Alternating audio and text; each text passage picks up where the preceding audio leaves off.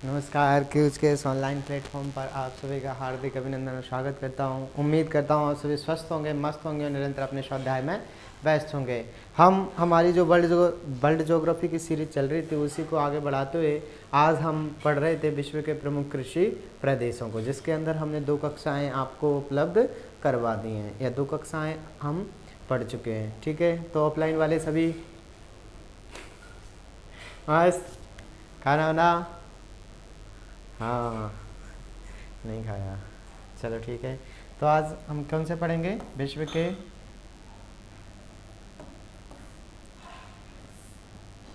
के प्रमुख कृषि प्रदेश। विश्व के प्रमुख कृषि प्रदेश, इसके अंदर हमने क्या किया? हमने 2 कक्षाएं तो पढ़ ली। ये हमारी कौन सी कक्षा है? तो ये है हमारी तीसरी कक्षा। कौन सी कक्षा है? तीसरी। कौन सी कक्षा है? तीसरी।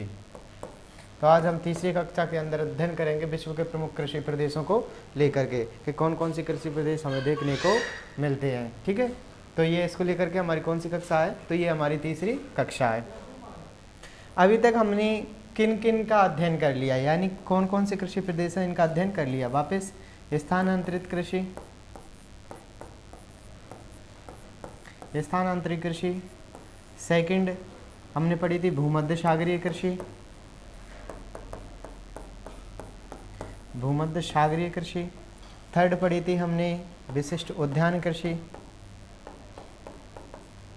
विशिष्ट उद्यान कृषि। और फोर्थ पढ़ी थी हमने वाणिज्यिक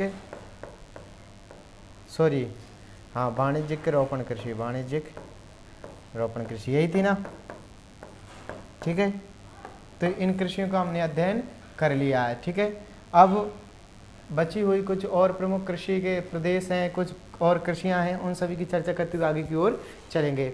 अब हमारा नंबर है किसको पढ़ने का? तो आज हमारा नंबर है वाणिज्यिक पशुपालन को। किसको? वाणिज्यिक पशुपालन।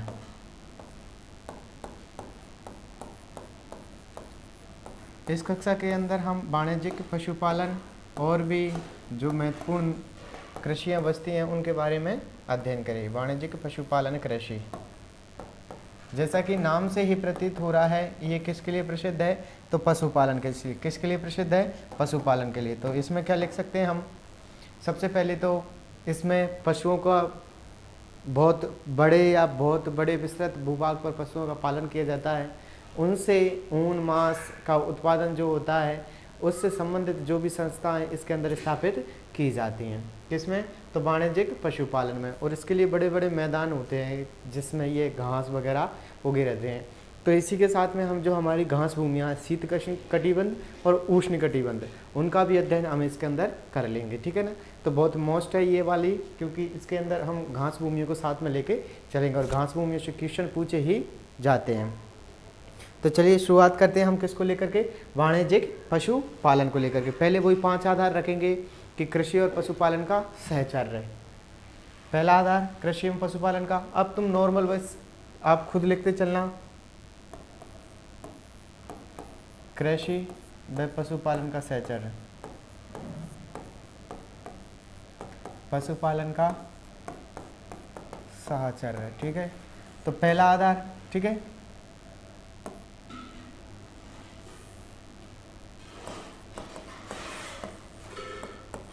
कृषि एवं पशुपालन का सहचार्य। ठीक है, सेकंड, तो सेकंड की बात करें तो हम कृषि उपभोग का स्वरूप,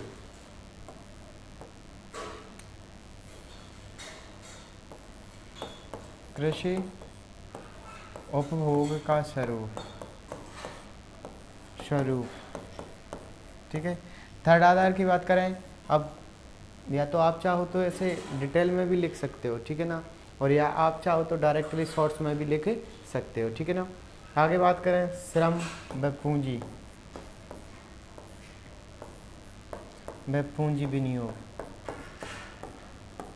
ये वही 5 आधार हैं जिसकी चर्चा हमने फर्स्ट क्लास के अंदर कर ली थी कि कौन कौन से आधार हैं जिसके आधार पर हम कृषि प्रदेशों का बंटवारा करेंगे, यानी कि उनके आधार पर हम पढ़ेंगे। ठीक है, तो श्रम व पूंजी विनियोग। चौथा है हमारा कृषि संबंधित संस्थाएं,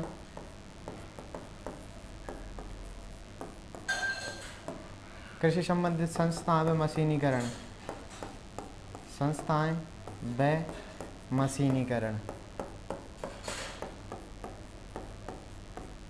मशीनीकरण। और लास्ट हमारा बच जाता है कृषि एवं पशुपालन सहचार्य, कृषि उपभोग का स्वरूप, कृषि उपभोग का स्वरूप। और चौथा कौन सा है? श्रम व पूंजी विनियोग और कृषि संबंधित संस्थाएं। लास्ट हमारा बच जाता है कृषि उत्पादन की जो विधियां होती हैं, यानी कि परंपरागत या अपरंपरागत है, कृषि उत्पादन की विधियां,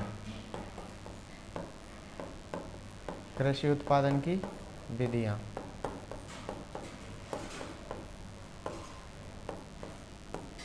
ठीक है, अब इन्हीं 5 आधारों को लेकर के हम चर्चा करते हैं। तो सबसे पहले चर्चा करें कृषि एवं पशुपालन का साचार्य। तो इसके अंदर तो आप देख सकते हो पशुपालन, तो इसमें कृषि को कम किया जाता है और पशुपालन पर अधिक बल दिया जाता है, या कृषि पर बल नहीं होता और पशुपालन पर बल दिया जाता है। किसमें? वाणिज्यिक पशुपालन कृषि के अंदर। आगे बात करते हैं कृषि उपभोग। कृषि उपभोग के आधार पर 2 प्रकार की होती है, एक तो जीविका पार्जन कृषि या जीवन निर्वाह कृषि, और दूसरी होती है वाणिज्यिक कृषि। तो पशुपालन को जीविका पार्जन हेतु किया जाता है या वाणिज्य के लिए किया जाता है, यानी लाभ की प्राप्ति के लिए। तो बिल्कुल लाभ की प्राप्ति हेतु इसको किया जाता है। ठीक है, इसमें किसको अधिक बल दिया जाता है? तो इसमें कृषि को अधिक बल दिया जाता है या पशुपालन को? तो कृषि को तो बल कम दिया जाता है या बिल्कुल नहीं दिया जाता, जबकि पशुपालन को बल अधिक दिया जाता है, पशुपालन को अधिक बल दिया जाता है। आगे बात करें श्रम व पूंजी का विनियोग। अब जब ये पशुपालन करेंगे तो इनके लिए भारी मात्रा में श्रमिकों की आवश्यकता होगी, क्योंकि इनके लिए बाहर ले जाना, इनके लिए अंदर लेके आना, फिर जो मशीनीकरण है उसको चलाना, फिर इनका दूध निकालना, उस दूध को रखना, दूध से दही बनाना, और दूध से जो अन्य पदार्थ बनते हैं जिनके अंदर पनीर है, मावा है और कई प्रकार के जो पदार्थ बनते हैं, पाउडर है, उनका निर्माण करना। तो इसमें श्रम भी अधिक लगेगा, श्रम भी अधिक और पूंजी भी अधिक। इसके लिए पैसों की आवश्यकता भी अधिक होगी। तो श्रम और पूंजी दोनों क्या होंगी? अधिक होंगी। क्या होंगी? अधिक होंगी। बात करें कृषि संबंधित संस्थान। दूध है बहुत जल्द खराब हो जाता है, इसीलिए कृषि संबंधित संस्थाएं भी स्थापित की जाती हैं। मशीनीकरण, दोनों लिख लो, संस्था व मशीनीकरण।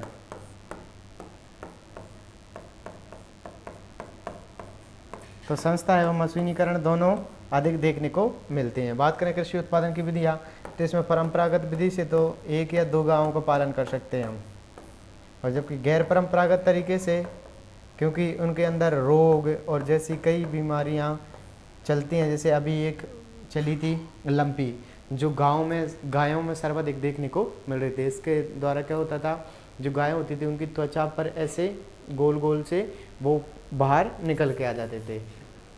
तो अभी गायें बहुत अधिक मात्रा में प्रभावित हुई थी लंपी डिसीज से। ठीक है, वो स्किन डिसीज थी। तो बात करें कृषि उत्पादन की विधियाँ, तो इसमें परंपरागत की अपेक्षा है गैर परंपरागत को अधिक अपनाया जाता है। तो वाणिज्यिक पशुपालन कृषि के अंदर समझ में आया। कृषि एवं पशुपालन का सहचर्य, इसमें कृषि पर कम बल दिया जाता है, पशुपालन पर अधिक बल दिया जाता है।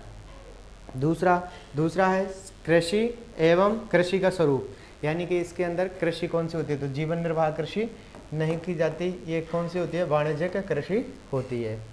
आगे बात करें श्रम व पूंजी, तो श्रम भी अधिक खर्च होता है और पूंजी भी अधिक लगती है।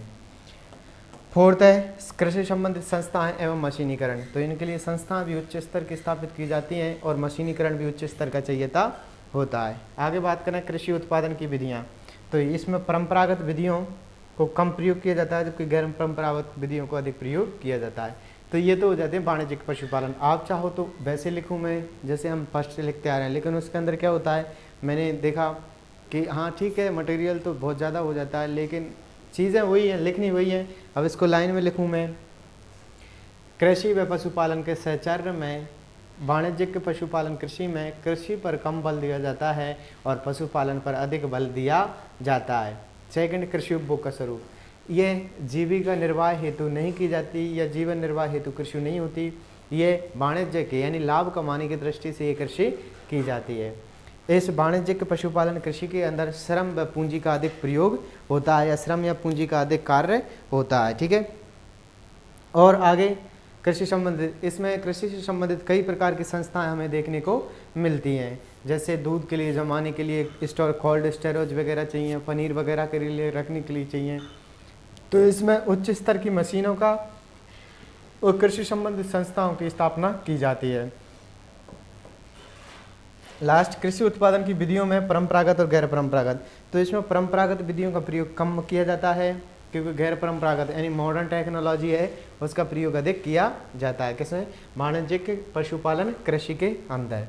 तो आप ऐसे चाहो तो ऐसे लिख लो, या फिर आप वैसे चाहो तो वैसे लिख लो, है ना, क्योंकि अब हमारे डाउट क्लियर है, लिखनी वही चीज़ें हैं जो यहाँ पर लिखी हुई हैं। लिखें तो लिखें, आप ऐसे कैसे लिख लो।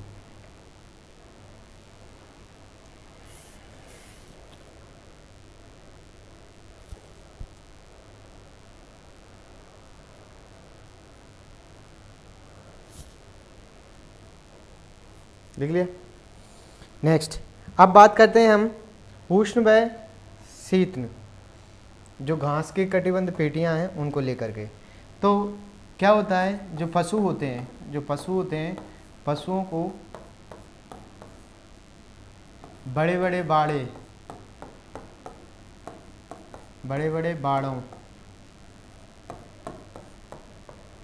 बाड़ों में रखा जाता है, ठीक है। चारे हेतु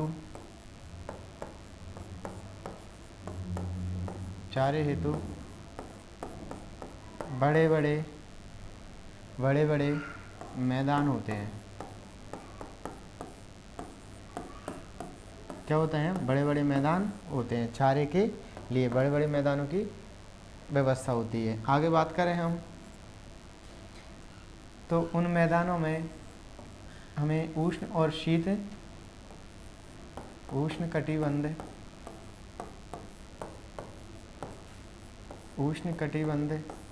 व शीत कटिबंध घास के, शीत कटिबंध, हाँ लिख लो इसको ऐसे कैसे, शीत कटिबंध घास के मैदान देखने को मिलते हैं, घास के मैदान, ठीक है। उष्ण कटिबंध और शीत कटिबंध घास के मैदान मिलते हैं, ठीक है। किसके अंदर? तो उन बड़े बड़े बाड़ों के अंदर, ठीक है। आगे बात करें, अब हम इतना लिख लें आप, उसके बाद में हम बात करेंगे, क्योंकि बड़े बड़े बाड़ों को रेंज कहा जाता है, और भी सब संबंधित बातें करते हुए आगे चलेंगे। इससे पहले आप इन सबको लिख लें, फिर हम पढ़ेंगे उष्ण कटिबंध की हमें एक तो सवाना जो कि अफ्रीका के अंदर पाई जाती है, और दूसरी पढ़ेंगे हम लानोस जो वेनेजुएला में पाई जाती है, और एक कैंपोस जो ब्राज़ील में पाई जाती है। इन घास भूमियों को पढ़ेंगे उष्ण कटिबंध में। लिख लिया? ठीक है। डारो प्रमुख।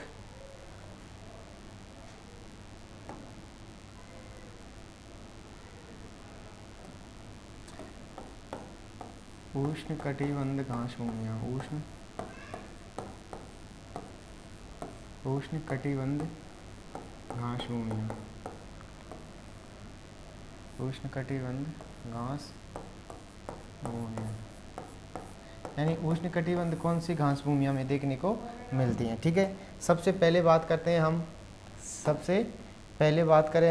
तो बात करते हैं पहले किसकी? सवाना घास भूमि की। सवाना घास भूमि है वो कहाँ पाई जाती है? तो सवाना घास भूमि की बात करते हैं तो हम जो विश्व में हमने अफ्रीका पढ़ा था, कौन सा? अफ्रीका। तो अफ्रीका महाद्वीप के 10 से, यानी कि अफ्रीका महाद्वीप, ठीक है, यहाँ से ये अफ्रीका महाद्वीप है। क्या है?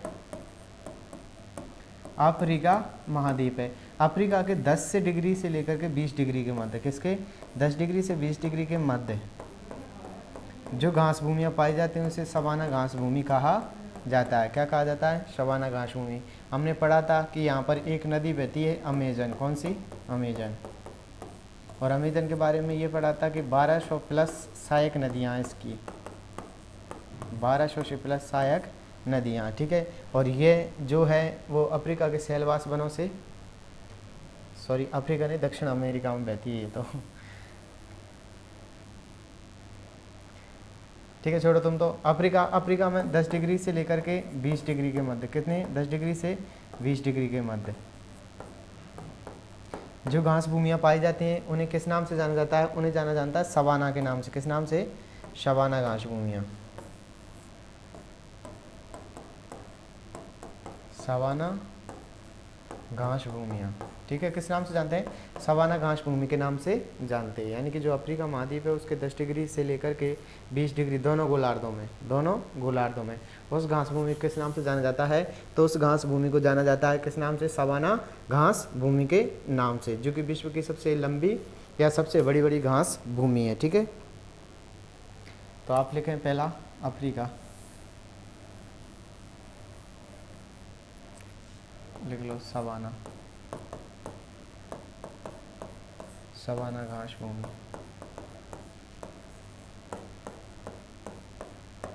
सबकी बात करेंगे वो डाउंस वाउंस सबकी है ना।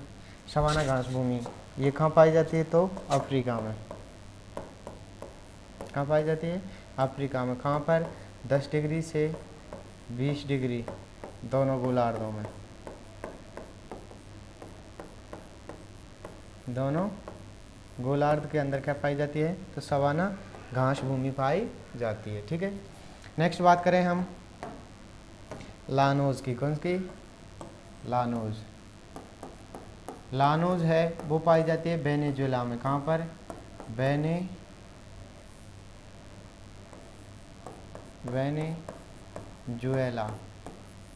वेनेजुएला के अंदर कौन सी पाई जाती है? तो वेनेजुएला में पाई जाती है लानोज घास भूमि। और लानोज घास भूमि वेनेजुएला के साथ साथ जो कोलंबिया है, वेनेजुएला के साथ साथ कोलंबिया में भी पाई जाती है।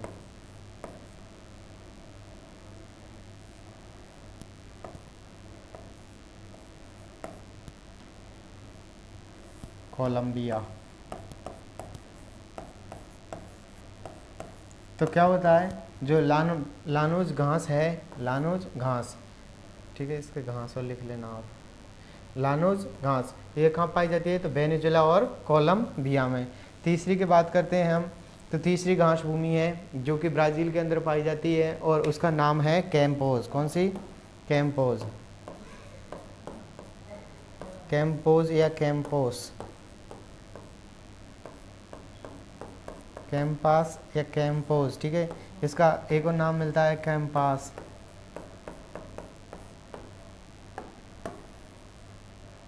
ठीक है, तो इस घास भूमि की बात करें तो ये कहाँ पाई जाती है? तो ये पाई जाती है जो हमारा कौन सा ब्राज़ील देश है, दक्षिण अमेरिका के ब्राज़ील देश में, दक्षिण अमेरिका के ब्राज़ील में। किस में? ब्राज़ील देश में। किस देश में पाई जाती है? तो दक्षिण अमेरिका के ब्राज़ील देश में। लिखें उष्णकटिबंध घास भूमियाँ। पहला सवाना घास भूमि अफ्रीका में पाई जाती है 10 से 20 डिग्री दोनों के मध्य। आगे लिखें लानोज घास भूमि वेनेजुएला में और कोलंबिया में पाई जाती है।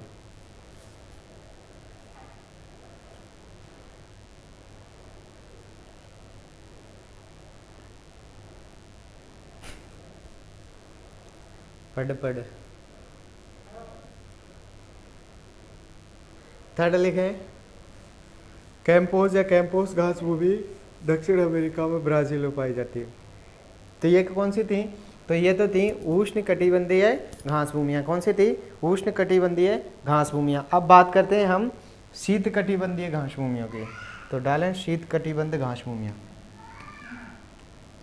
शीतकटिबंध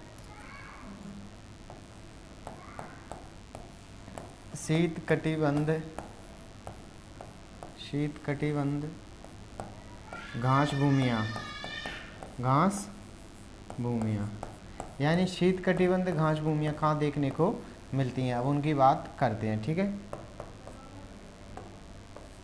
शीतकटिबंध घास भूमियों में यानी कि वह घास भूमियाँ जो कि शीतकटिबंध के क्षेत्र में पाई जाती हैं। पहले कटिबंधों को थोड़ा सा और देख लें आप। ये हमारी संपूर्ण पृथ्वी है, ये हमारी 0 डिग्री है यानी कि भूमध्य रेखा इक्वेटर लाइन, ठीक है। इसके 23 डिग्री नॉर्थ और 23 डिग्री साउथ, ठीक है। इसे बोलते हैं कर्क रेखा और इसे बोलते हैं मकर रेखा, ठीक है। इसे भूमध्य। यहाँ से 66.5 डिग्री तक का क्षेत्र जिसे हम, और इधर 66 डिग्री का क्षेत्र, इसे तो बोलते हैं आर्कटिक और इसको बोलते हैं अंटार्कटिक। तो ऊपर वाला तो कौन सा हो गया, आर्कटिक वृत्त, और ये अंटार्कटिक वृत्त, ठीक है। और 66.5 से लेकर के 90 डिग्री तक कौन सा, इसे बोल देते हैं दक्षिणी ध्रुव, इसको बोल देते हैं उत्तरी ध्रुव। कौन सा, उत्तरी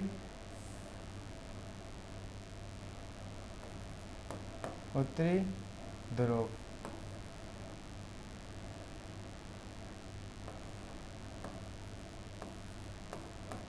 क्या बोल देते हैं, बिल्कुल बिल्कुल बिल्कुल बिल्कुल ध्रुव, ठीक है। तो इसे क्या बोल देते हैं, उत्तरी ध्रुव, और इसको दक्षिणी ध्रुव। अब इनके अंदर कटिबंध देखते हैं। तो चलिए सबसे पहले बात करते हैं कर्क रेखा से मकर रेखा तक की। किसकी, कर्क रेखा से मकर रेखा तक का जो क्षेत्र है वो उष्ण कटिबंध में आता है। कौन से कटिबंध में आता है, उष्ण कटिबंध के अंदर आता है, ठीक है। यहाँ से लगा करके यहाँ तक का क्षेत्र किसके अंदर आएगा, तो उष्ण कटिबंध में। हालांकि इनकी चर्चा हमने और अच्छे से और विस्तृत तरीके से कर रखी है। ये वाला क्षेत्र किस नाम से जाना जाएगा, और आप जान ही लो, 2 मिनट और, उष्ण कटिबंध के नाम से जाना जाएगा, क्योंकि घास भूमि और क्लियर हो जाएंगी यहाँ से थोड़ी सी। इसे किस नाम से जानते हैं, तो इसे जानते हैं उष्ण कटिबंध के नाम से, ठीक है।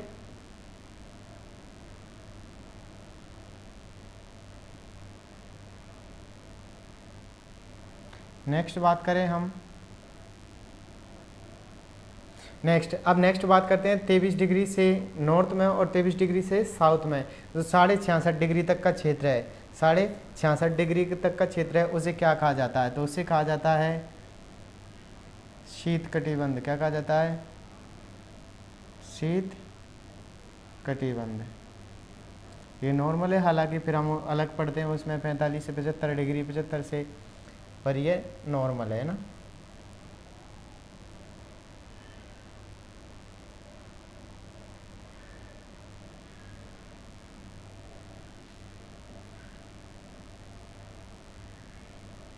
क्योंकि इसके बीच के क्षेत्र को हम उपोष्ण के नाम से भी जानते हैं, ठीक है, जो उष्ण और शीत कटिबंध के पास रहता है, ठीक है। अब बचता है हमारे पास में लास्ट, ठीक है, जो कि 90 डिग्री तक जिसका विस्तार होता है 66.5 डिग्री से लेकर के।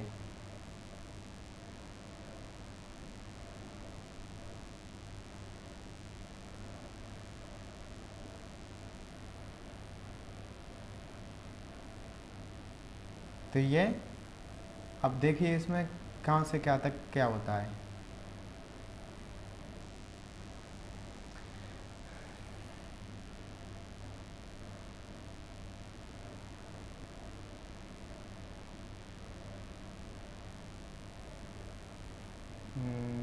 बिल्कुल बिल्कुल बिल्कुल, ठीक है। तो अब बात कर लेते हैं हम इनके नामों को लेकर के। तो इसको तो क्या कहा जाता है, उष्ण कटिबंध। क्या कहा जाता है, उष्ण कटिबंध। क्या कहा जाता है, उष्ण कटिबंध। इस वाले क्षेत्र को कहा जाता है शीतोष्ण कटिबंध। क्या कहा जाता है, शीतोष्ण कटिबंध, शीतोष्ण, और इस वाले को भी शीतोष्ण। अब बचता है हमारे पास में जो शीत कटिबंध के नाम से जाना जाता है। किस नाम से, शीत कटिबंध के नाम से। तो वापस यहाँ पर जो घास भूमियाँ देखने को मिलेंगी, यहाँ जो घास भूमियाँ देखने को मिलेंगी वो सभी घास भूमियाँ कैसी होंगी, वो होंगी उष्ण कटिबंधीय घास भूमियाँ। उष्ण कटिबंधीय घास भूमियाँ कौन सी होंगी, उष्ण कटिबंधीय घास भूमियाँ। और उष्ण कटिबंध के अंदर हमने अभी कितनी पढ़ी थी, तो उष्ण कटिबंध के अंदर हमने 3 पढ़ी थी। कौन कौन सी, तो एक तो पढ़ी थी कैंपोज, जो कहाँ पाई जाती है, कैंपोज, जो कि ब्राज़ील के अंदर कहाँ पाई जाती है, ब्राज़ील के अंदर, ठीक है। बात करें दूसरी पढ़ी थी लानोज, और लानोज कहाँ पाई जाती है, वेनेजुएला में। कहाँ पर, वेनेजुएला या कोलंबिया, इन दोनों के अंदर कौन सी देखने को मिलती है, तो लानोज देखने को मिलती है। तीसरी पढ़ी थी सवाना, कौन सी, सवाना घास भूमि। और सवाना घास भूमि की बात करें तो सवाना घास भूमि हमें देखने को मिलती है जो अफ्रीका है वहाँ पर, और अफ्रीका में भी कहाँ पर 30 से अफ्रीका में, कहाँ पर अफ्रीका के अंदर, ठीक है। तो यहाँ पर कौन सी पाई जाती हैं, उष्ण कटिबंधीय, और यहाँ पर पाई जाती हैं शीतोष्ण कटिबंधीय घास भूमियाँ, ठीक है। तो शीतोष्ण कटिबंधीय घास भूमियों को हम अध्ययन करेंगे। इसके अंदर सबसे पहली घास भूमि है, आप लिखें पंपाज। कौन सी पाज, पंपाज।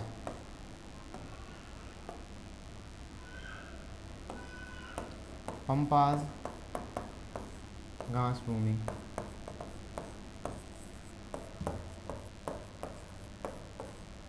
क्योंकि क्वेश्चन आजकल ये बनाने लग गए, निम्न में से कौन सी शीत कटिबंध की है या निम्न में से कौन सी उष्ण कटिबंध की है, तब उस स्थिति में हमें याद होना चाहिए कौन सी शीत कटिबंध की है और कौन सी उष्ण कटिबंध की है। पंपाज की बात करें तो पंपाज घास भूमियाँ पाई जाती हैं अर्जेंटीना में। कहाँ पर, अर्जेंटीना में। और अर्जेंटीना की बात करें कि अर्जेंटीना किस महाद्वीप में है, तो दक्षिण अमेरिका में। किस में, दक्षिण अमेरिका में। किस महाद्वीप के अंदर स्थित है, तो दक्षिण अमेरिका महाद्वीप के अंदर स्थित है। कौन, अर्जेंटीना।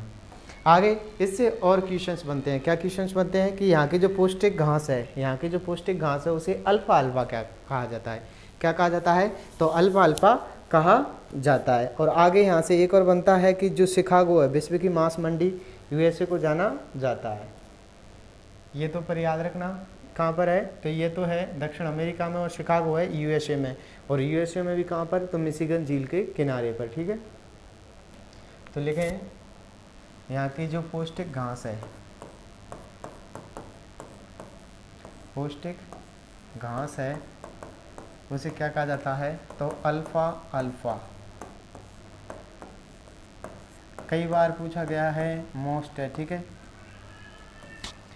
कि जो पंपाज में जो पहली चीज़ तो याद रखना कि पंपाज घास भूमि है कहाँ, तो अर्जेंटीना में। और यहाँ की जो पौष्टिक घास है उसे क्या कहा जाता है, तो अल्फा अल्फा कहा जाता है। अर्जेंटीना राष्ट्र का प्रमुख मांस निर्यातक राष्ट्र है।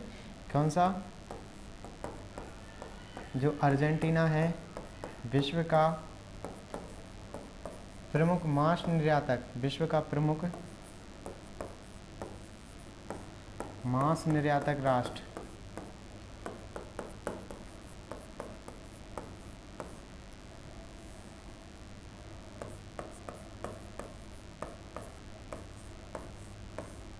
मांस निर्यातक राष्ट्र है तो वो कौन सा है, तो वो है कौन सा, अर्जेंटीना, ठीक है। यहीं से मांस से एक और याद रख लेना, विश्व की मांस मंडी, विश्व की मांस मंडी। और विश्व की मांस मंडी की बात करें तो ये है शिकागो में। कहाँ पर, शिकागो में।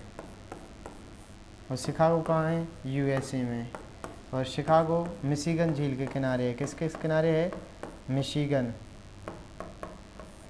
मिशिगन झील के किनारे है। और मिशिगन एकमात्र झील है जो पूर्णतः यूएसए के अंदर स्थित है। कहाँ पर स्थित है, तो पूर्णतः यूएसए के अंदर स्थित है। तो ये कौन सी हो जाती है हमारी पहली घास, पंपाज घास भूमि। कहाँ पाई जाती है, अर्जेंटीना में पौष्टिक घास पाई जाती है। इसे क्या कहा जाता है, इसे कहा जाता है अल्फा अल्फा।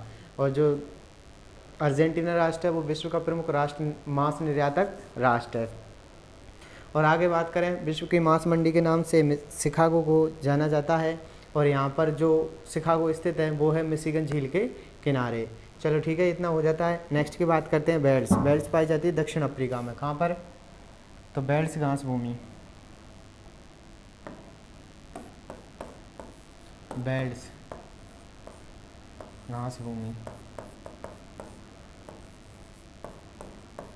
बेल्ट्स घास भूमि की बात करें तो कहाँ पाई जाती है, तो ये पाई जाती है दक्षिण अफ्रीका में। कहाँ पर, साउथ अफ्रीका में। कहाँ पाई जाती है, तो बेल्ट्स घास पाई जाती है दक्षिण अफ्रीका में। यहाँ पर मेरिनो भेड़ का पालन किया जाता है। मेरिनो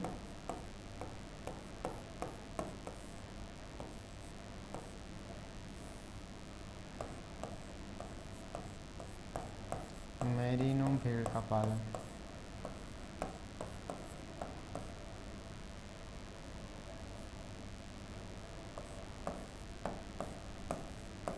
भेड़ का पालन। तो कहाँ किया जाता है मेरिनो भेड़ का पालन? बेल्ट्स घास भूमि में। बेल्ट्स घास भूमि में कहाँ देखने को मिलती हैं? तो दक्षिण अफ्रीका में। नेक्स्ट बात करें हम डाउन्स, तो डाउन्स को कहाँ पर? ऑस्ट्रेलिया में। कहाँ पर? डाउन्स पूरे लिख लो। डाउन्स घास भूमियाँ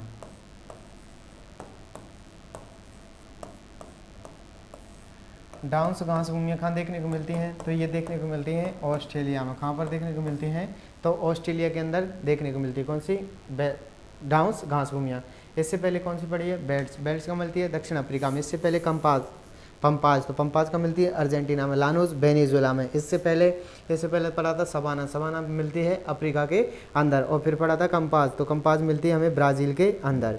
और फिर पढ़ा था बेल्ट्स दक्षिण अफ्रीका, डाउन्स ऑस्ट्रेलिया के अंदर। डाउन्स से और क्वेश्चंस बनते हैं कि यहाँ पर विश्व प्रसिद्ध मेरिनो भेड़ का पालन किया जाता है। ठीक है, यहाँ पर भी मेरिनो भेड़ का पालन किया जाता है और यहाँ पर भी मेरिनो भेड़ का पालन किया जाता है। और ये जो डाउन्स घास भूमि है वो पाई जाती हैं जो मर्रे और डार्लिंग नदियाँ हैं। मर्रे एंड ऑस्ट्रेलिया की प्रमुख नदियाँ हैं मर्रे और डार्लिंग।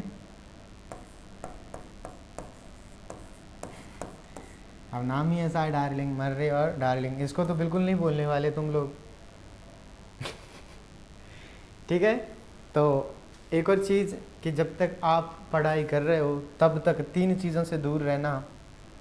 वो 3 चीज़ हैं, पहली है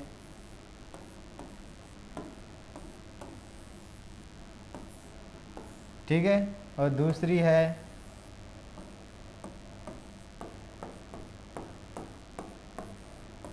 और तीसरी है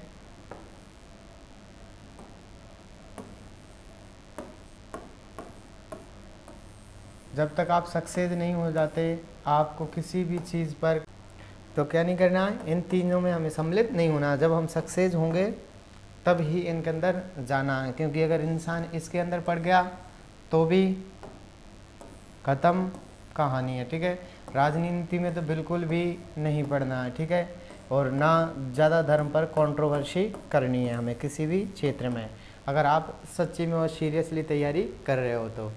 और आप अपने जो एकाग्र मन से तैयारी करते रहें, निरंतरता की ओर आगे बढ़ते रहें, एक न एक दिन मंजिल आपको अवश्य मिल जाएगी। ठीक है, तो चलिए कौन सी पढ़ी थी? लास्ट में पढ़ी थी हमने डाउन्स घास भूमियाँ। डाउन्स घास भूमियाँ कहाँ पाई जाती हैं? तो मर्रे और डार्लिंग नदियों के क्षेत्र में। कहाँ पर? मर्रे और डार्लिंग नदियों के क्षेत्र में। यहाँ पर जो विश्व प्रसिद्ध मेरिनो है इसका भी पालन किया जाता है। प्रसिद्ध मेरिनो भेड़, जो विश्व प्रसिद्ध मेरिनो भेड़ है इसका भी पालन कहाँ किया जाता है? तो इसका पालन भी डाउन्स घास भूमियाँ ऑस्ट्रेलिया के अंदर किया जाता है। तो ये तो कौन सी थी? डाउन्स। तो डाउन्स घास भूमियाँ कहाँ पाई जाती हैं? तो ऑस्ट्रेलिया के अंदर पाई जाती हैं। ठीक है, और यहाँ पर जो पशुओं को चराने वाले होते हैं, जो पशुओं को चराने वाले होते हैं उनको जयकारू कहा जाता है। पशुओं को चराने वाले,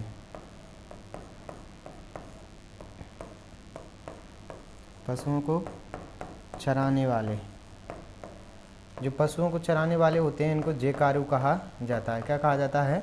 तो जयकारू कहा जाता है। पूछा गया क्वेश्चन है कि जो ऑस्ट्रेलिया में पशुओं को चराने वाले होते हैं उनको किस नाम से जाना जाता है? तो जयकारू के नाम से जाना जाता है। विश्व प्रसिद्ध मेरिनो भेड़ का पालन किया जाता है और मर्रे डार्लिंग नदियों का जो क्षेत्र है वो डाउन्स घास भूमि के नाम से जाना जाता है। ठीक है, नेक्स्ट बात करते हैं हम कैंटरबरी को। ठीक है, कहाँ पर? तो कैंटरबरी डाउन्स भूमि।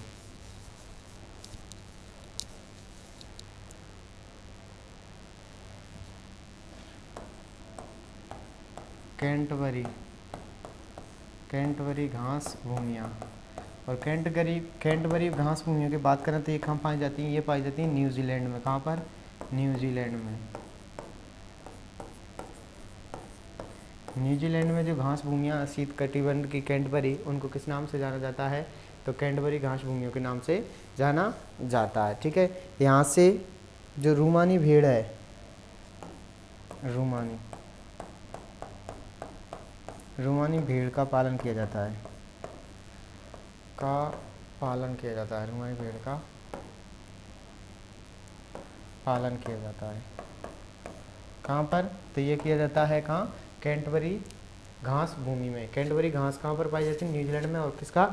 तो किसका पालन किया जाता है यहाँ पर? रूमानी भेड़ का। आगे की बात करते हैं तो आगे ये है हमारी स्टेपेज जो यूरोप के अंदर पाई जाती है। स्टेपेज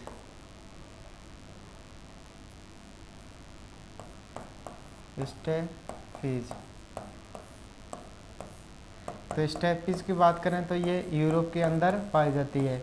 यूरोप में भी कहाँ पर? तो जो हंगरी और बुडापेस्ट है, हंगरी और बुडापेस्ट, हंगरी और कौन सा?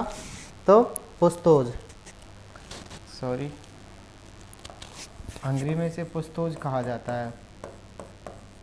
हाँ क्या, हंगरी और बुडापेस्ट। हंगरी की राजधानी है बुडापेस्ट। क्या?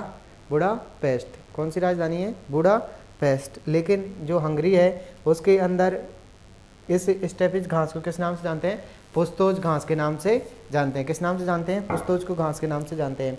बात करें यूक्रेन, तो यूक्रेन को रोटियों का कटोरा कहा जाता है, जो गेहूं उत्पादन में अग्रणी राज्य है। ठीक है,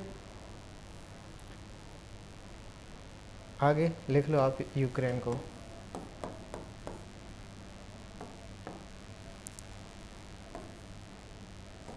यूक्रेन को रोटियों का कटोरा कहा जाता है।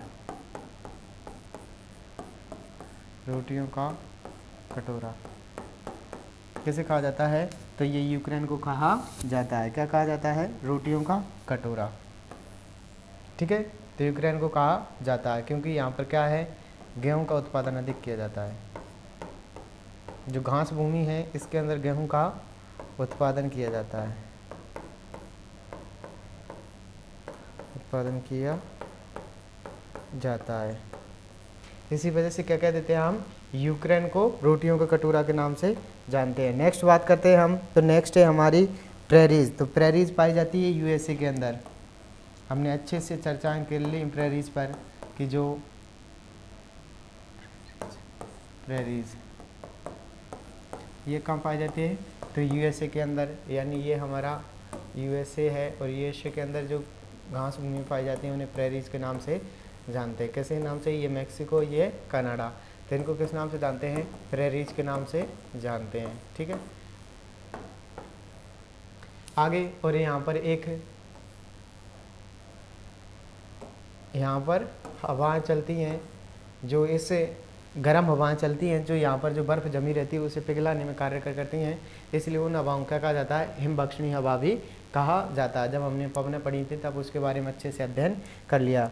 तो प्रेरीज घास भूमियाँ कहाँ पाई जाती हैं? तो यूएसए, और यूएसए के थोड़ा बहुत क्षेत्र ये कनाडा के क्षेत्र के अंदर भी आती हैं। ठीक है, तो ये तो गई प्रेरीज घास भूमियाँ। आगे बात करें हम, तो आगे है हमारी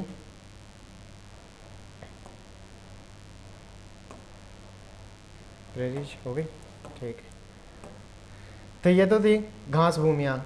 घास भूमियाँ पंपाज अर्जेंटीना के अंदर पाई जाती है। वापस बेल्स घास भूमि दक्षिण अफ्रीका में, डाउन्स ऑस्ट्रेलिया के अंदर। ठीक है, कैंटरबरी न्यूजीलैंड में, स्टेपिज यूरोप में, और हंगरी में उसे पुस्तोज कहा जाता है। प्रेरीज घास भूमि यूएसए और कनाडा में, यूएसए और कनाडा के अंदर पाई जाती हैं। तो ये प्रमुख घास भूमियाँ हो जाती हैं। तो ये हमारा था वाणिज्यिक पशुपालन। कौन सा था? वाणिज्यिक पशुपालन। अब नेक्स्ट बात करेंगे हम दूसरी कृषि को लेकर के। अभी किसको लेके? वाणिज्यिक पशुपालन कृषि को लेकर के हमने चर्चाएं कर ली, और जो घास भूमियाँ थी उनसे संबंधित जो क्वेश्चन बनते थे उन सभी का हमने अच्छे से और आराम से अध्ययन कर लिया।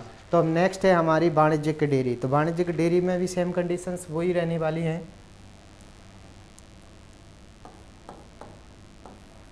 वाणिज्यिक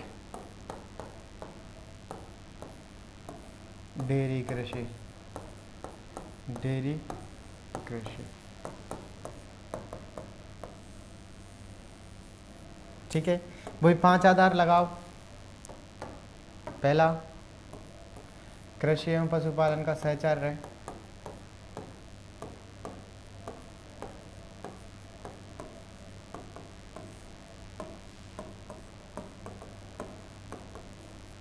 कृषि व पशुचालन पालन का सहचर्य है।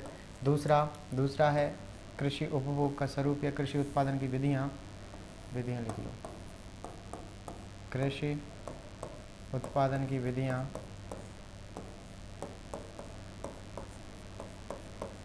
कृषि उत्पादन की विधियाँ, कृषि उपभोग का स्वरूप,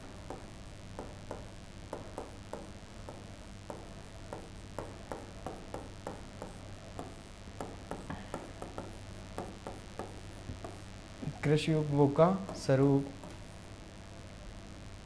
श्रम व पूंजी, श्रम व पूंजी, और लास्ट है संस्थाएं व मशीनीकरण, कृषि संबंधित संस्थाएं एंड व मशीनीकरण। तो डीएस बटलसी के अनुसार वापस इन्हीं 5 आधारों को लेकर के हम चर्चाएं करेंगे। तो इसमें सबसे पहले कौन सी चर्चा दे रखी है, इसमें दे रखा है कृषि एवं पशुपालन, यानी कि जो वाणिज्यिक डेयरी कृषि है इसके अंदर कृषि और पशुपालन का क्या सहचर है। तो इसके अंदर क्या होता है, तो पशुओं पर अधिक बल दिया जाता है। क्या किया जाता है, पशुओं पर अधिक बल दिया जाता है, और जबकि कृषि पर कम बल दिया जाता है। ठीक है, नेक्स्ट कृषि उत्पादन की विधियाँ, तो इसमें परंपरागत विधि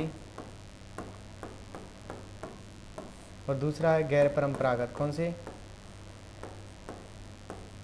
तो क्या जो वाणिज्यिक डेयरी कृषि कर रहे हैं तो इसके अंदर के पुरानी विधियों से उपयोग कर सकते हैं। जो पुराने ऐसे हाथों से जो दूध निकालने का कार्य होता था, तो क्या उसको हम बखूबी से कर सकते हैं। इसके अंदर बहुत बड़ी संख्या में यहाँ पर पशुओं को रखा जाता है, उनसे डेयरी का उत्पादन, डेयरी का कार्य किया जाता है। तो हम ये श्रम के माध्यम से करते तो हैं, लेकिन इतना श्रम नहीं, उसके लिए मशीनों की भी आवश्यकता होती है। तो इसमें पहले परंपरागत की अपेक्षा कौन सी है, परंपरागत विधियों का प्रयोग किया जाता है। नेक्स्ट बात करें कृषि उपभोग का स्वरूप, तो ये जीविका निर्वाह कृषि है या फिर वाणिज्यिक।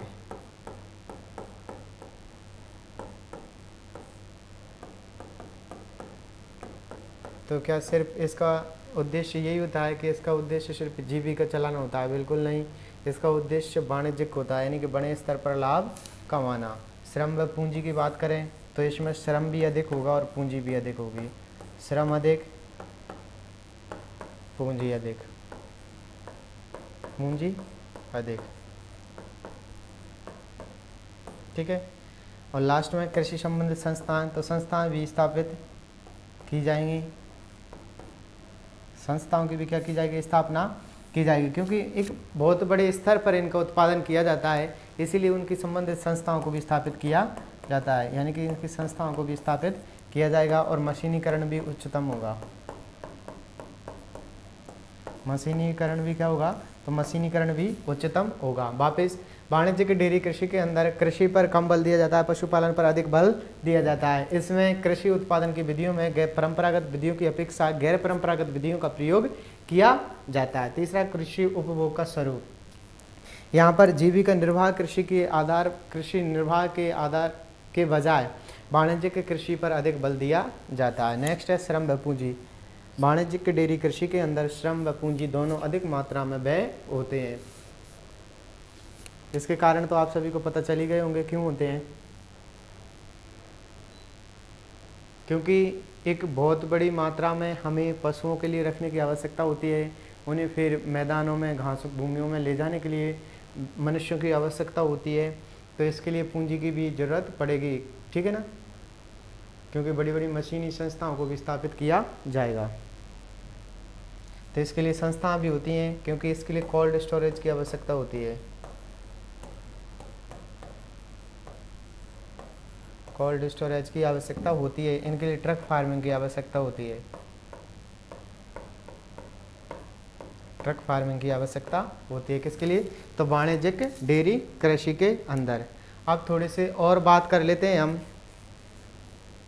कि इसमें कौन कौन सी क्षेत्र हैं जो कि डेयरी कृषि उत्पादन के लिए प्रसिद्ध हैं विश्व स्तर पर। ठीक है ना, ये लिख लिया? ठीक है, लिखो तो लिखो, ऐसे कैसे सेम लिख दो।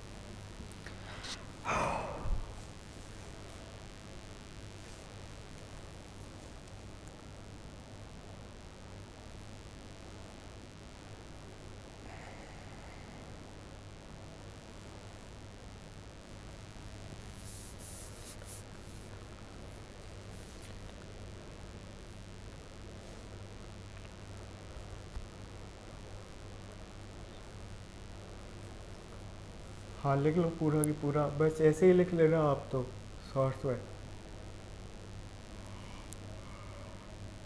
सॉरी,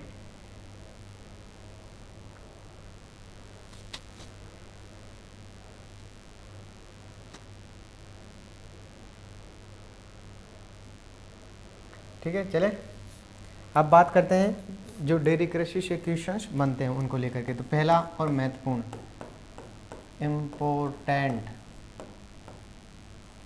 कौन सा? डेनमार्क। डेनमार्क, डेनमार्क में एक गाय की नस्ल पाई जाती है रेड डॉन। कौन सी? Red dawn. और रेड डॉन क्या है? गाय की नस्ल, गाय की नस्ल है। कौन सी? तो रेड डॉन। और ये कहाँ पाई जाती है? तो ये पाई जाती है डेनमार्क के अंदर। और आगे डेनमार्क से एक और क्वेश्चन बनता है कि जो विश्व में दुग्ध उत्पादन में प्रथम स्थान रखता है।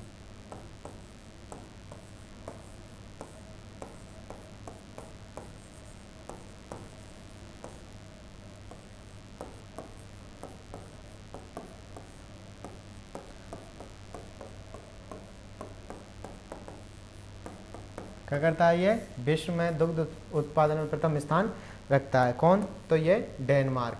आगे महत्वपूर्ण की बात करें तो दूसरा है हॉलैंड या नीदरलैंड।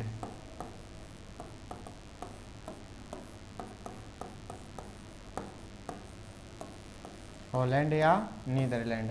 हॉलैंड या नीदरलैंड में एक नस्ल पाई जाती है हॉलिस्टिक। कौन सी? हॉलिस्टिक। ये हॉलिस्टिक भी क्या है? गाय की नस्ल है, गाय की नस्ल है। कहाँ पर पाई जाती है? तो हॉलिस्टीन जो गाय है वो कहाँ पाई जाती है? हॉलैंड या नीदरलैंड के अंदर देखने को मिलती है। कौन सी नस्ल देखने को मिलती है? तो ये देखने को मिलती है हमें कौन सी? तो ये हॉलैंड या नीदरलैंड में हॉलिस्टीन गाय की नस्ल देखने को मिलती है। आगे बात करें हम बेल्जियम और जर्मनी। बेल्जियम जर्मनी के अंदर भी हमें हॉलिस्टीन या जो गाय है उसकी नस्ल देखने को मिलती है। आगे बात करते हैं हम जर्सी। तो जर्सी है कहाँ की? तो जर्सी गाय की नस्ल, या फिर यहाँ पर डाल लो आप USA, United state of America. तो जो जर्सी गाय, जर्सी गाय, जर्सी गाय कहाँ की है? तो वो है यूएसए की। कहाँ की है? यूएसए की। ठीक है, एक सेकेंड। ठीक है सर, चलने दो चलने दो चलने दो, बिल्कुल बिल्कुल बिल्कुल, ठीक है। तो इसमें क्या होता है? ये यूएसए की कौन सी है? जर्सी गाय। अब यूएसए के अंदर जो बड़े बड़े बाड़े हैं, पशुओं के बाड़े, पशुओं के बड़े बड़े बाड़े, पशुओं के बड़े बड़े बाड़े, बड़े बड़े बाड़ों को क्या कहा जाता है? तो पशुओं के बड़े बड़े बाड़ों को कहा जाता है रेंज। क्या कहा जाता है? रेंज। और इसके बाद में आगे बात करते हैं हम। तो आगे की बात करें तो आगे है हमारा कौन सा? अर्जेंटीना। और अर्जेंटीना में जो बाड़े हैं, अर्जेंटीना में जो पशुओं के बड़े बड़े बाड़े हैं,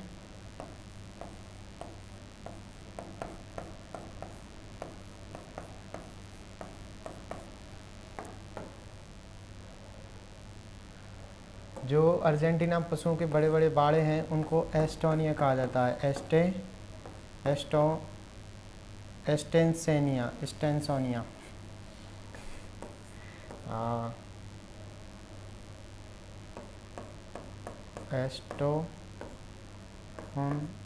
एस्टोंसिया, ठीक है। एस्टेंसिया या एस्टोंसिया किस में कहा जाता है? तो ये कहा जाता है अर्जेंटीना में जो पशुओं के बड़े बड़े बाड़े हैं उनको एस्टोंसिया या एस्टेंसिया कहा जाता है। जर्सी गाय की बात करें तो ये पशुओं के बड़े बड़े बाड़े हैं, उनको जो यूएसए है उसके अंदर जर्सी गाय देखने को मिलती है। और पशुओं के बड़े बड़े बाड़ों को रेंज कहा जाता है। हॉलैंड या नीदरलैंड में हॉलिस्टन देखने को मिलती है। डेनमार्क में रेड डॉन गाय की नस्ल देखने को मिलती है जो कि विश्व प्रसिद्ध है। तो इसको लेकर के हमने 5 क्षेत्रों को भी निर्धारण कर लिया और इससे महत्वपूर्ण बनने वाले को भी देख लिया। तो ये कौन सी हो जाती है? ये हो जाती है हमारी वाणिज्य डेयरी कृषि। अब बात कर लेते हैं वाणिज्यिक अन्य कृषि की। किसकी?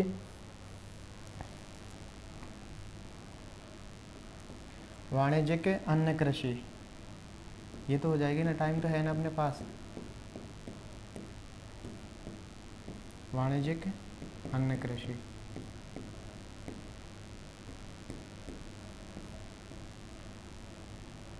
वही फिर पांचों आधारों को लिखें और पांचों आधारों के आधार पर इसका विभाजन करें। पहला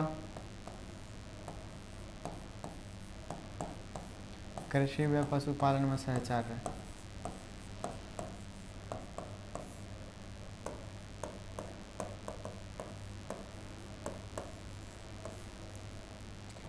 सेकंड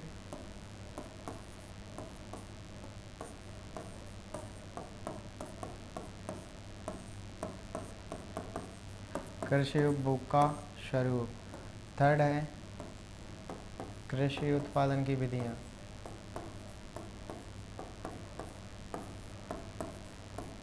कृषि उत्पादन की विधियाँ, फोर्थ है श्रम व पूंजी,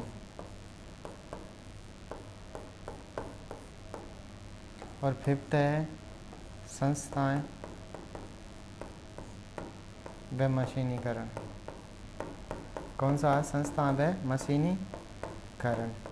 ठीक है, तो हम इन्हीं पांच आधारों के आधार पर फिर से किसके बारे में पढ़ेंगे?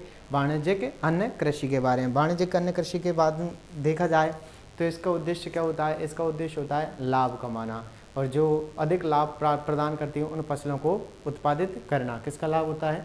तो वाणिज्यिक अन्य कृषि का। इसकी बात करें तो इसके लिए बड़े बड़े जो खेत हैं उनके आकार कैसे होते हैं? तो बड़े बड़े आकार के खेत हमें देखने को मिलते हैं। ठीक है ना, और इसमें आधुनिक मशीनों का प्रयोग किया जाता है, उत्तम किस्म के बीज, रासायनिक प्रयोगों का प्रयोग किया जाता है, और बात करें इसमें पूंजी का अधिक प्रयोग होता है, और जो संस्थाएं हैं जो भंडारण की आवश्यकता भी इसके अंदर देखने को मिलती है। तो चलें करें, एक एक को लिखें।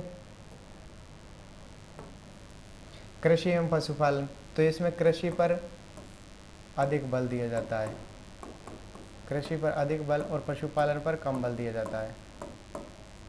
किसके अंदर? तो वाणिज्यिक अन्य कृषि में। कृषि उपभोग का स्वरूप यहाँ पर कौन सा है? जीविका निर्वाह है या वाणिज्यिक? तो कौन सी है?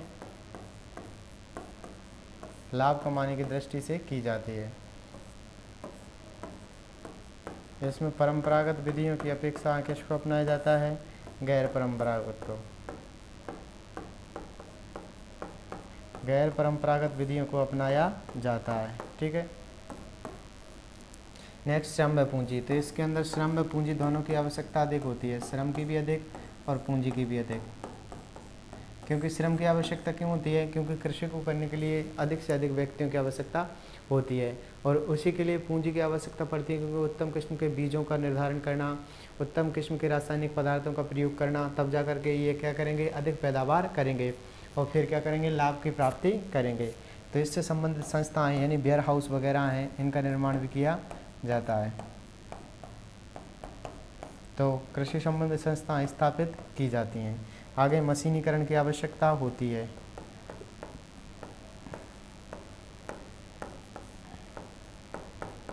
क्योंकि जब बड़े बड़े खेतों के अंदर बो देंगे तो इतना तो है नहीं कि वहाँ पर जाकर के जो लेबर है वो पूरे गेहूं को या जो भी फसल को हम उत्पादित कर रहे हैं उसको एक दिन में जाकर के काट दे। और वहीं बात करें हम, बड़ी बड़ी जो मशीनें होती हैं वो एक साथ मिलकर के एक दिन के कार्य को कुछ घंटों में समाप्त कर देती हैं।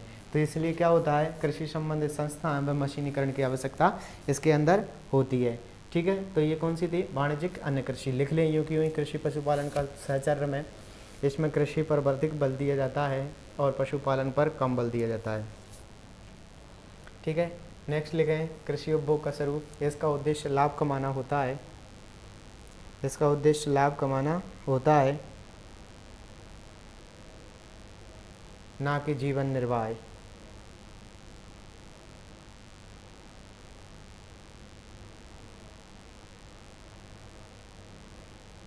ठीक है, आगे कृषि उत्पादन की विधियों में गैर परंपरागत विधियों का अधिक प्रचलन किया जाता है या प्रयोग किया जाता है, जबकि परंपरागत विधियों का प्रयोग कम किया जाता है।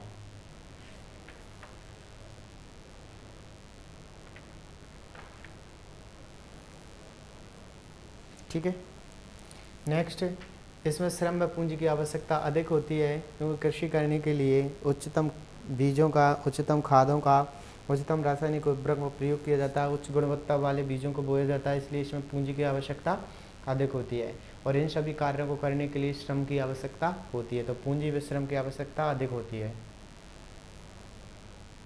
फिर संस्थाएं व मशीनीकरण, इसके अंदर संस्थाओं को स्थापित किया जाता है जिसमें वेयर हाउस हैं, भंडार गृह है, उनकी स्थापना की जाती है। मशीनीकरण में लिखें, इसके लिए मशीनीकरण की आवश्यकता होती है, जिसके अंदर आप लिखें हार्वेस्टर, ट्रैक्टर, कंपाइन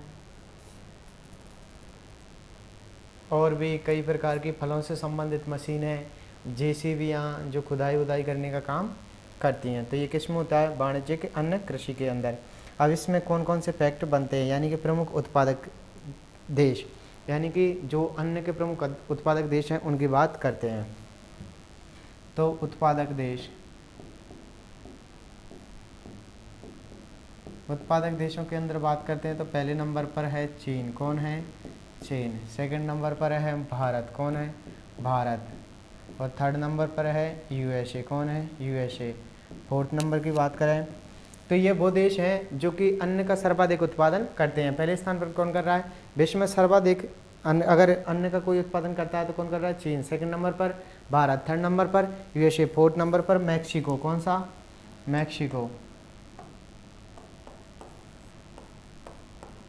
क्योंकि हमने पढ़ा था इनके अंदर अभी किन दोनों में कौन सी घास भूमियाँ पाई जाती हैं, तो इनके अंदर पाई जाती है प्रेरीज। कौन सी? प्रेरीज। आगे बात करें हम, एक और है 5वें नंबर पर अर्जेंटीना। कौन सा है?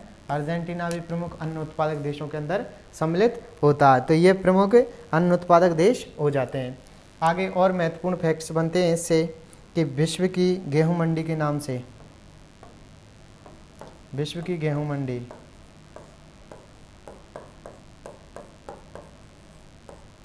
विश्व की गेहूं मंडी कैसे कहा जाता है? तो विश्व की गेहूं मंडी कहा जाता है विनिपेग को। कैसे? विनिपेग को। कैसे कहा जाता है? विनिपेग को। आगे विश्व की मक्का मंडी,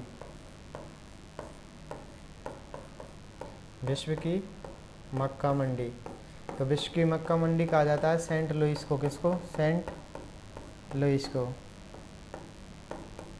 सेंट लुइस को क्या कहा जाता है? विश्व की मक्का मंडी। विश्व की गेहूं मंडी तो कौन सी हो जाती है?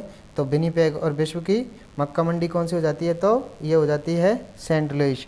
यूएसए में एक और याद रख लेना इससे, यूएसए से, यूएसए में शीतकालीन व बसंतकालीन गेहूं का उत्पादन भी किया जाता है। शीतकालीन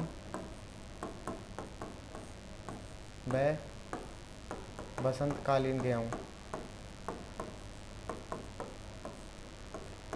का उत्पादन। तो शीतकालीन और बसंतकालीन गेहूं का उत्पादन किस में किया जाता है? तो यूएसए के अंदर किया जाता है।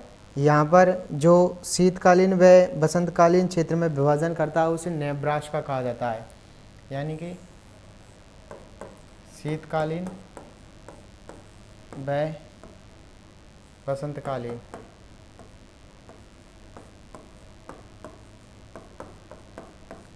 क्षेत्र है, या जो क्षेत्र विभाजन करता है उसे नेब्रास्का कहा जाता है।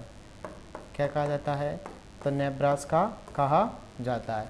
तो ये कौन थे? प्रमुख उत्पादक देश, जिसके अंदर चीन, भारत, यूएसए में याद रखना शीतकालीन बसंतकालीन उनके क्षेत्रों में जो विभाजन करता है उसे नेब्रास्का कहा जाता है। Mexico, Argentina.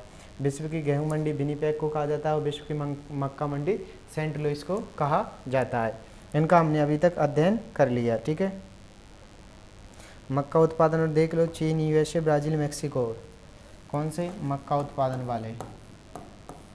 वो तो थे गेहूं उत्पादन वाले और ये हैं मक्का उत्पादन में। तो मक्का उत्पादन में पहले स्थान पर कौन है? वही चाइना। ठीक है, सेकंड स्थान पर कौन है? तो यूएसए। फिर थर्ड पे है ब्राज़ील। कौन सा? ब्राज़ील। और फोर्थ स्थान पर आता है मैक्सिको। कौन सा? मैक्सिको। तो ये किसके उत्पादन के लिए, मक्का के उत्पादन के लिए प्रसिद्ध है। ठीक है, तो ये कौन सी थी हमारी वाणिज्यिक अन्न कृषि, कौन सी कृषि, वाणिज्यिक अन्न कृषि। अब कल के लिए कुछ बचती हैं, जैसे चलवाशी पशुचारण, प्रारंभिक स्थानबद्ध कृषि, चावल प्रधान कृषि और चावल विहीन कृषि। क्योंकि आज समय थोड़ा सा हो गया है तो आज हम सिर्फ इतना ही अध्ययन करेंगे। कल की कक्षा के अंदर हम पूरे विश्व के प्रमुख जो कृषि प्रदेश हैं उनका अध्ययन कर लेंगे। तो चलिए एक बार फिर से रिकॉल कर लेते हैं। यह विश्व के प्रमुख कृषि प्रदेशों को लेकर के हमारी तीसरी क्लास थी, जिसके अंदर सबसे पहले वाणिज्यिक पशुपालन कृषि को पढ़ा था। यहाँ पर पशुपालन पर अधिक बल दिया जाता है, कृषि पर कम बल दिया जाता है। कृषि उपभोग का स्वरूप जीविका निर्वाह ना होकर के वाणिज्यिक होता है, यानी कि लाभ कमाने की दृष्टि से किया जाता है। इसमें श्रम व पूंजी दोनों की अधिक आवश्यकता होती है। कृषि संबंधित संस्थाएं स्थापित की जाती हैं, क्योंकि पशुपालन से संबंधित जो मांस है, जो दूध है, डेयरी है, दूध है, पनीर है, उनका विस्तारण करने के लिए इससे संबंधित संस्थाएं और मशीनों की भी उच्च आवश्यकता होती है। यहाँ पर परंपरागत विधियों के बजाय गैर परंपरागत विधियों का प्रयोग किया जाता है। पशुओं को बड़े बड़े बाड़ों में रखा जाता है। चारे हेतु बड़े बड़े मैदान होते हैं, उष्ण कटिबंध व शीत कटिबंध घास के मैदान। इनको याद रखना, उष्ण कटिबंध घास भूमियाँ थी सवाना, अफ्रीका के अंदर 10 से 20 डिग्री दोनों गोलार्धों में। लानोस थी वेनेजुला कोलंबिया में, लानोस कहाँ थी, वेनेजुला में।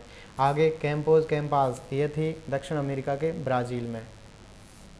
आगे शीत कटिबंध घास भूमियाँ देखें थी, तो पंपाज घास भूमि अर्जेंटीना के अंदर पाई जाती है, दक्षिण अफ्रीका में। यहाँ पर पौष्टिक घास अल्फा पाई जाती है। विश्व का प्रमुख मांस निर्यातक राष्ट्र है कौन, तो वो है पंपाज। विश्व की मांस मंडी कहा जाता है किसको, तो शिकागो को विश्व की मांस मंडी के रूप में जाना जाता है।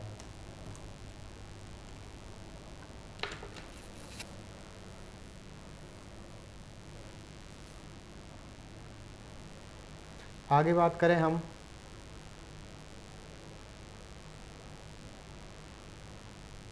काम नहीं करता क्या, किससे,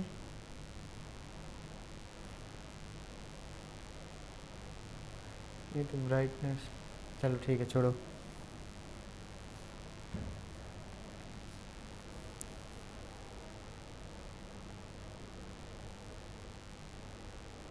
नेक्स्ट की बात करें हम, तो नेक्स्ट देखने को मिलता है बेल्ट्स घास भूमि कहाँ देखने को मिलती हैं, तो दक्षिण अफ्रीका के अंदर। यहाँ पर मेरिनो भेड़ का पालन किया जाता है। क्या किया जाता है, मेरिनो भेड़ का पालन किया जाता है। ठीक है, आगे की बात करें हम, तो आगे डांस घास भूमियाँ देखने को मिलती हैं ऑस्ट्रेलिया में।